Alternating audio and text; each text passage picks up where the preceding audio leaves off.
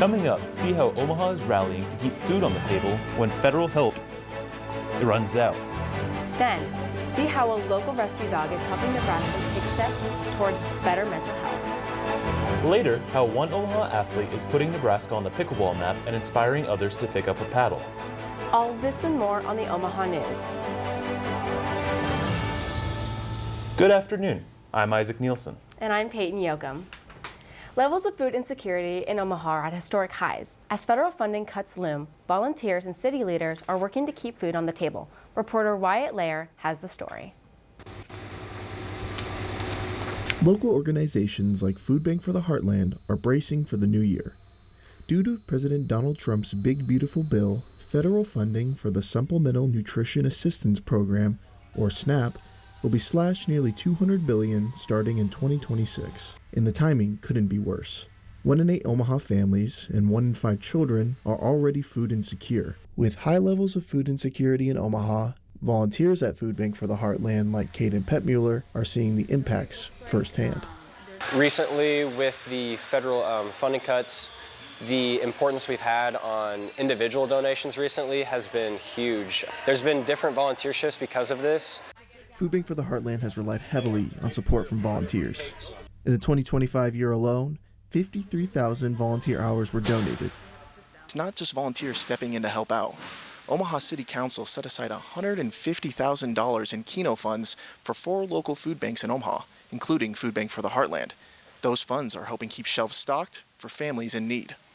Omaha City Council member Pete Festerson spearheaded the vote to allocate the funds from Keno. I would prefer the federal government renew its support, but here in Omaha, we're going to do what we can to help these families. A new, larger Food Bank for the Heartland facility is set to open in early 2026 at the intersection of 84th and L Street, making it easier for families to get help not just now, but for years to come. For the Omaha News, I'm Wyatt Lair. Food Bank for the Heartland's new distribution center will be 40% larger than its current site, continuing its mission to provide Omaha families with healthy, nutritious foods. Food waste costs businesses and customers every year, but in Omaha, some restaurants are turning to an app that helps them sell leftovers instead of throwing them out. Food waste costs Americans billions each year. Most of what doesn't sell ends up in the dumpster by closing time, but one Omaha bakery is finding another way to make use of what doesn't sell. The cookie company at West Roads Mall uses an app called Too Good To Go. It lets businesses post unsold food at the end of the day and sell it to customers at a discounted price. I have a daughter who's really into sustainability, and I'd read an article about the Too Good To Go app and how it was in these bigger cities and restaurants were able to unload their food at the end of the night that would normally go into the trash. And I thought that was just a wonderful idea. And I reached out to the company and they were excited, even though they hadn't really had anyone here in Omaha yet. So it worked out. Fowle says the app helps cut waste while covering costs on food that would otherwise be tossed.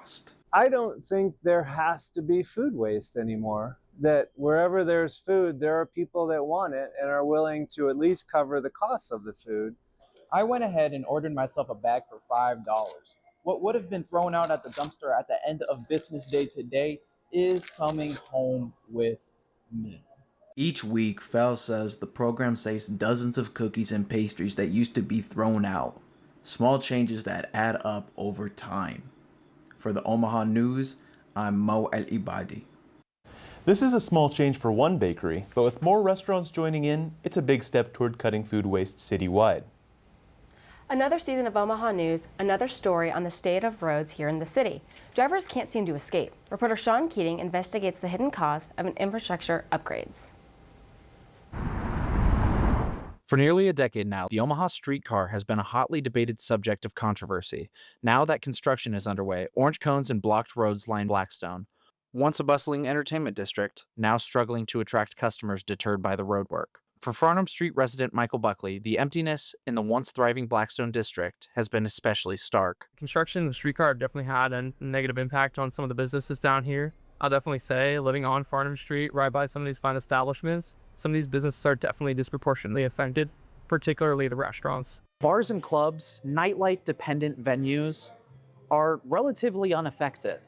while other businesses scattered throughout Midtown, Capitol, and Blackstone are really feeling the financial woes. The streetcar was pitched as a vehicle to spur economic growth, but its construction has brought the opposite. Camp Food Hall unexpectedly closed its doors for good in mid-September amidst the construction.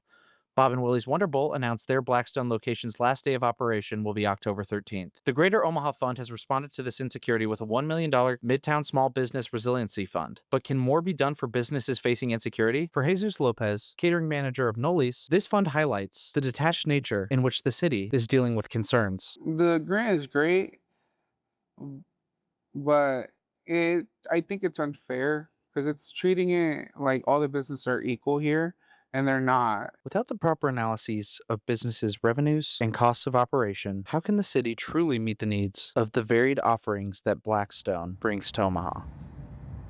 I am standing in the heart of Blackstone, where crews are working steadily along Farnham Street, with lane closures and detours in place, as the city pushes forward with plans to connect key districts through the streetcar.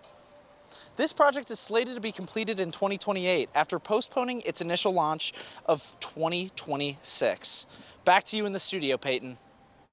Thanks, Sean. With all that construction, I hope you don't fall in a pothole again. After the break, see how access to mental health care is expanding in Omaha with the construction of a new facility. Then, see how Omaha's furry friends took center stage at a Halloween event made just for them.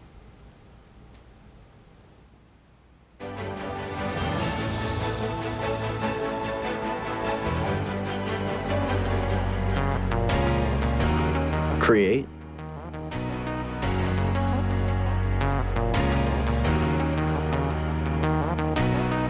perform,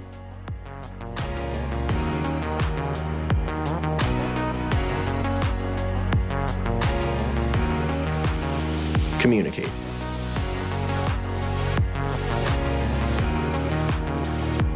College of Communication, Fine Arts, and Media. The University of Nebraska at Omaha's bookstore is home to more than books. The UNO bookstore accommodates all students' needs with phone and laptop repairs at the iFix UNO station or free residence hall delivery. The bookstore, located in the Milevale Student Center, is full of Maverick merchandise. Find sweatshirts for chilly Nebraska days or cozy UNO mugs for every coffee fix. Shop anytime at unobookstore.com.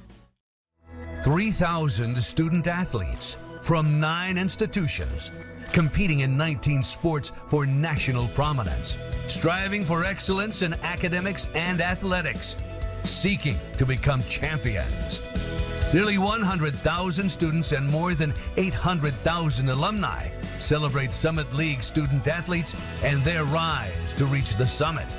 The Summit League, where tomorrow's leaders strive to reach the summit today.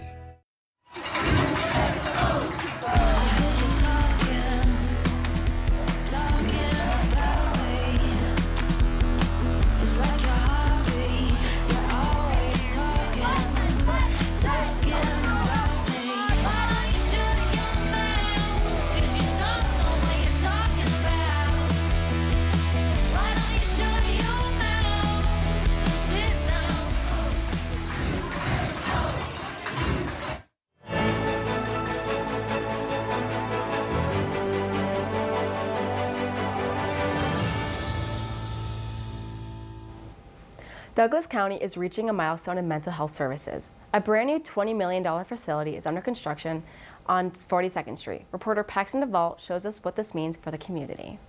In the making. Right off of 42nd and Woolworth Street in Omaha, construction is underway for a new mental health facility designed specifically for adults. The 2-floor facility will provide care in a space designed to prioritize dignity and recovery. Douglas County Commissioner Mary Ann Borgeson says she has been pushing for change for mental health care assistance in Omaha. For many, many years, I've tried to find ways to basically lift it out of the building and place it in a different location. Previously, mental health services were offered inside a long-term care center nearby on campus, an arrangement that Borgerson says was far from ideal.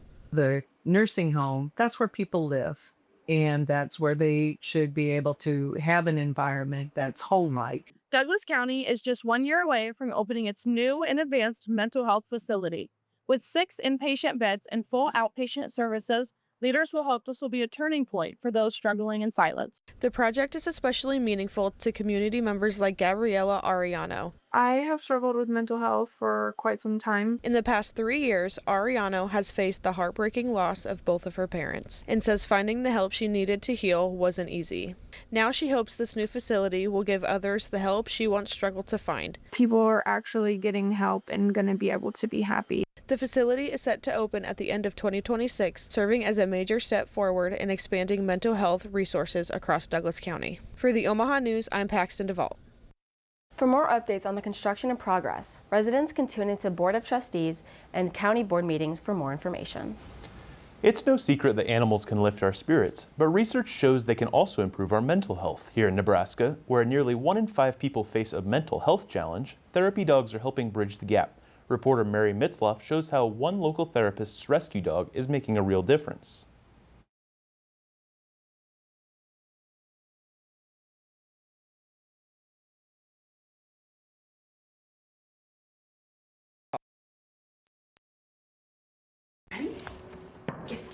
After more than 30 years as a mental health therapist, Holly Israel has found a new kind of therapy tool, her dog, Swish.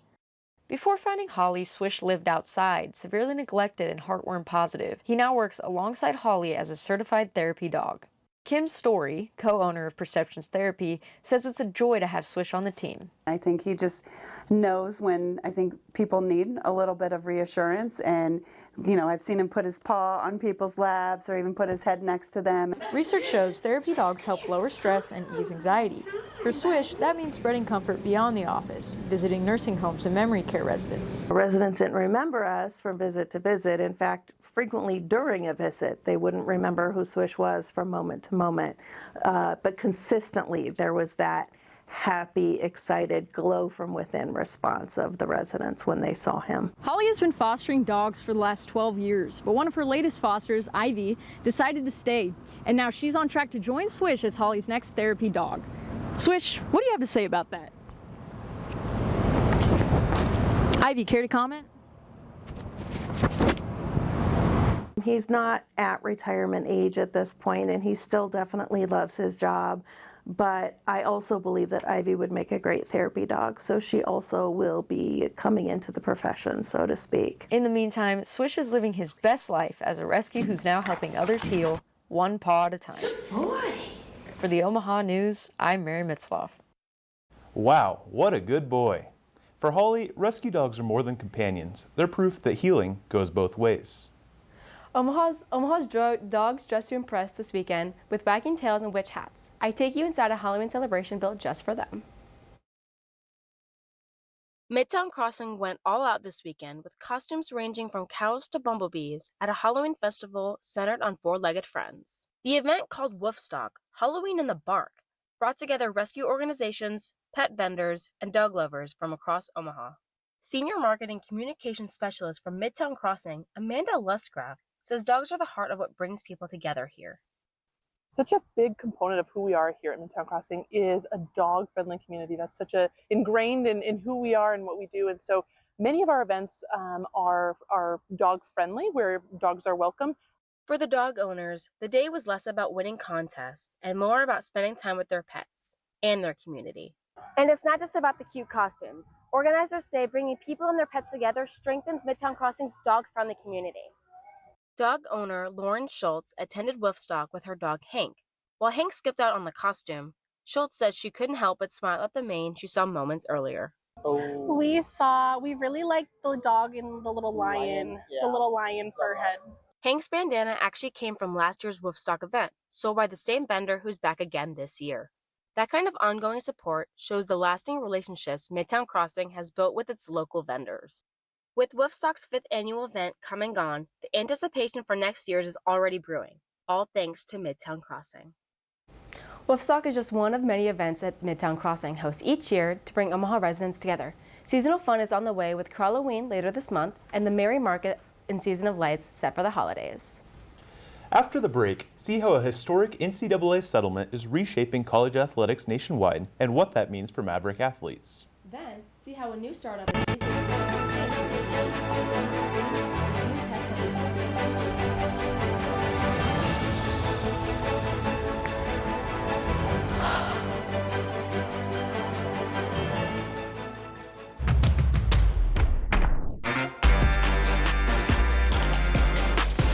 There seems to be like this gathering right here of really great minds and really great ideas. I think it's a great moment, to teach a UNO student. Being here, I get like a jump start on my journalism career. I found a lot of people that are interested in like the same things as me. Sort of a lifetime changing career for me and the best way it could happen. I never thought I'd be standing in the clouds looking down on the ancient ruins of the Incan Empire. I never thought I'd live among the street artists in Valparaiso. I never thought I'd make friends that would last a lifetime. Adventure's out there, and as Mavericks, it's up to us to find it. Stop thinking, start doing. Visit educationabroad.unomaha.edu.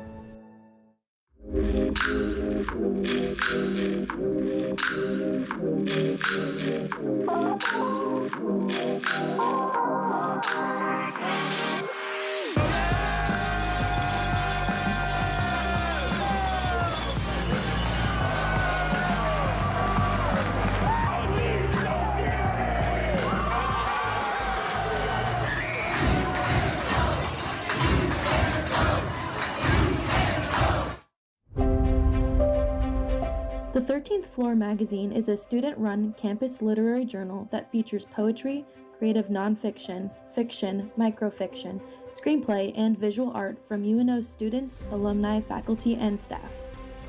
It is produced by the students in the Writers' Workshop Literary Magazine course. New issues of the magazine are published every spring with a public launch party to celebrate its release.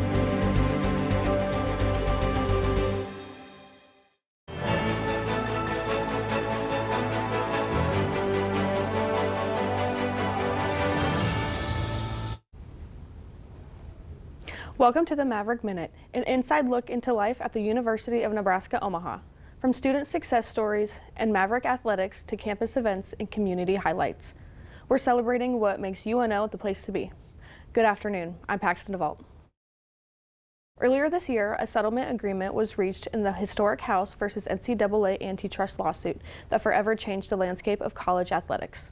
Reporter Mayor Pritchard has more on the university's decision to opt out this year and the future for Maverick athletics.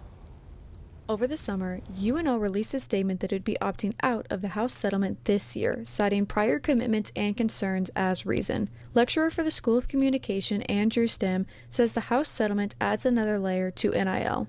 Lawsuit basically deals with students who sued the NCAA for missing out on name, image, and likeness stuff. UNO is not the only university to opt out of the House settlement this academic year. In fact, out of 365 NCAA Division I universities, around 50 of them chose the same path as UNO. In the Summit League and the NCHC, UNO stands alone as the sole university to opt out. A future decision to opt in would mean new guidelines for UNO athletics. Some of these changes would include back pay for former student athletes, revenue sharing and salary caps, and roster limits and new rules. Additionally, an organization called the College Sports Commission would make sure opted-in universities are following the guidelines. Aaron Whaley, president and founder of the Omaha Bull Market, UNO's NIL collective, says despite the university's decision to opt out, there's still been some changes in the way NIL deals are submitted and approved. Now they have it's not really an app, it's kind of a web-based app called NIL Go, and you submit your deals over $600 to NIL Go, and then they can say yes, you can do them, or no, you can't. With many schools rushing to adopt to new changes, UNO's decision to sit out this year shows commitment to protecting current athletic teams and the ability to adapt to changes in the future. For the Omaha News, I'm Mayor Pritchard. The university has not yet announced if they will be opting in or out of the House settlement for the 2026 and 2027 academic year. UNO and Division I schools have until March 1st to notify the NCAA of their decision. Over the weekend, UNO's Dodge campus was thrown into uncertainty when a 911 dispatch reported shots fired at Chris Library. Around 5 p.m., both University of Nebraska Police and Omaha Police Department flooded the scene. Within minutes, officers confirmed the threat was non-existent and that it was a swatting call. While no lockdown was issued, a large police presence rattled many students. The alert was a sharp reminder that quick coordination between campus and city responders are critical in keeping the learning environment safe. This week, all eyes are on Baxter Arena as Omaha volleyball takes on South Dakota on October 11th. Reminder that students can get in free with their math card. Lastly, a quick poke can save you from a week in bed. UNO is offering free flu shots for students with no appointment needed in the H&K gym from now until October 15th. That's all for this week's Maverick Minute. We will see you back here next week with more stories. Until then, keep making every minute a Maverick Minute. Go Mavs!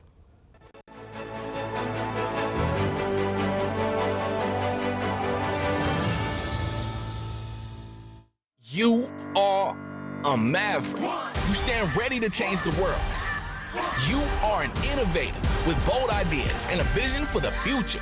You are determined to turn your dreams into reality. You are a leader, committed to making a difference.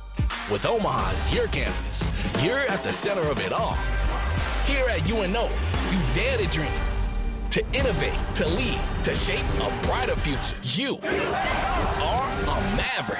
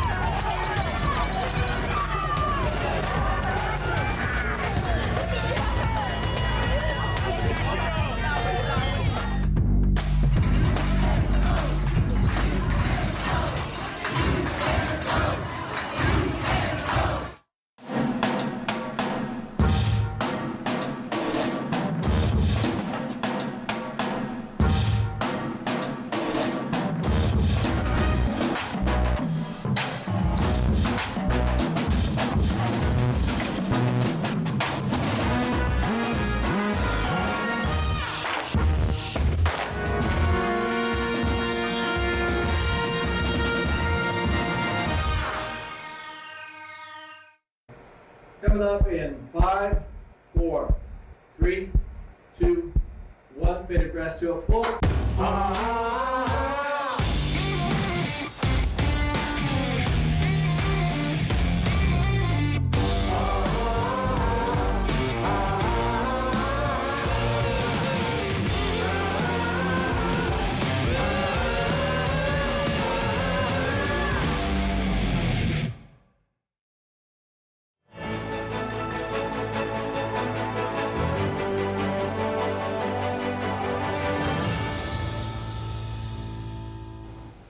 The way we buy and use electronics could be on the verge of a major shift. One company believes it can upend the multi-billion-dollar television industry by simply giving its products away. So what's their secret? In the first of a two-part investigation, the Omaha News reporter Henry Tolaco uncovers the complex business model that's powered by your personal information. The deal was simple. You'd buy a TV, and then you'd watch the TV. But what if we flip it and you get a free TV? And in exchange? It watches you. The thing about this TV is it is completely free. Anybody can go online, put in a whole bunch of personal information. They eventually send you this here TV. It's a 4K TV, HDR, so you can plug in an Xbox, you can plug in a Roku, you can do whatever you want. The catch is that it plays ads 24/7. If you turn it off for an extended period of time, they will either ask you to send it back or they will charge you $1,000.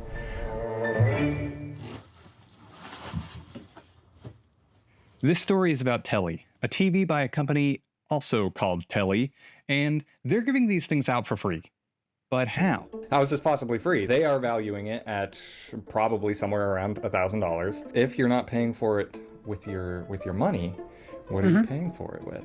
Well, that's an age-old question that people have refused to understand the answer to for a long time. If you are not paying for the product, congratulations, you are the product. I see Telly as a platform business. So it connects the TV viewers or consumers with the advertisers. So the screen on the bottom here has this section dedicated just to ads. Advertisers can go on Telly's website right now and sign up to get in front of you. They're paying for your eyeballs, which means Telly needs you to survive. So what are they really after? That was the first part of Henry's report, ending on the fine print behind the free offer. Next week, Henry will break down Telly's policies with cybersecurity experts to reveal the full extent of the data you're agreeing to. share when you accept their free TV. Over the past 5 years, pickleball has gone from a backyard pastime to a global sport, and one Omaha athlete is making his mark on the world stage. I introduce you to Esteban Solis, who's not only competing with the best, but also building the game here at home. At Ace Pickleball Club in Omaha, Assistant General Manager Esteban Solis is more than an instructor. A former soccer player, he picked up the paddle during the pandemic, and in just a few years, he's risen to the top, now ranked #1 in Central America and 27th in the world. Pickleball has even shaped his personal life. Solis met his wife at a Halloween-themed pickleball party he helped organize. On the court, his presence raises the game for everyone around him, like his student, Kenny Martinez. Honestly, if it wasn't for him playing with us here, you really wouldn't be exposed to that kind of level of play, because you don't really have easy access to a pro player like that, and that's been super beneficial. I wish I had that when I started playing pickleball, because I literally would go into a court and people would walk off because they didn't want to play with me. Now, he's focused on giving new players the kind of support he never had. I love to see people grow. It's one of the things that makes me the most happy. When somebody starts playing pickleball, they have no idea what to do, zero strategy, and then seeing them progress, it's very rewarding. Having already reached the top of his sport, Solis is now helping those around him get better, whether they're 7 years old or 70. And as he teaches, he sees the game's popularity snowballing in Omaha. A lot of people are playing, not just the older generation, but you will see 7-year-old kids come in and play. From his family to his community, Solis is proving pickleball is more than just a trend. Pickleball is now the fastest growing sport in the U.S., with millions of players picking up a paddle every year. Solis has found a home at Ace Pickleball Club, an indoor facility in West Omaha that opened earlier this year. That's all for today. Join us again next week for more news and entertainment in the Heartland. Follow us on Facebook, Instagram, TikTok, and Twitter at UNO the Omaha News, or find us on our website for even more news and stories at unomahanews.com. From all of us here at UNO Television, thanks for watching. We'll see you again next week.